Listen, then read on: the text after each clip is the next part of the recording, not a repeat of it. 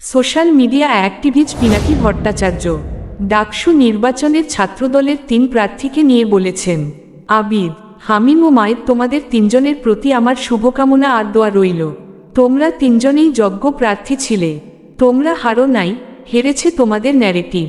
ভুল ন্যারেটিভ নিয়ে ছাত্রছাত্রীদের কাছে যাওয়ার জন্যই এমন ভরাডুবি। রাজনীতিতে দলের চাইতে বেশি প্রয়োজন ন্যারেটিভ তৈরির ক্ষমতা। শেষ পর্যন্ত যারা শক্তিশালী ন্যারেটিভ তৈরি করতে পারে তারাই বিজয়ী হয়।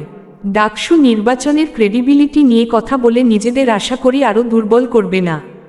ভোট দিয়েছে ছাত্রছাত্রীরাই, কাকে তারা ভোট দিয়েছে তারা জানে। তোমরা আসলে হারো নাই, জিতছ। তোমরা মুক্তিযুদ্ধের চেতনার ভোট টানতে চাইছ, পারছ তো। জগন্নাথ হলে জিতছ, এইটাই তো চাইছিলা। নিজের দলের অপদার্থ স্ট্র্যাটেজিস্টদের বিরুদ্ধে দাঁড়াও, যারা সম্ভাবনার মৃত্যু ঘটায় ইন্ডিয়ার পানি পড়া খাইয়া। তোমাদের দল যতবার রাজাকার বলে চিৎকুর মারবে ততবার তোমাদের এইভাবে ব্যালটে রায় দেয়া হবে।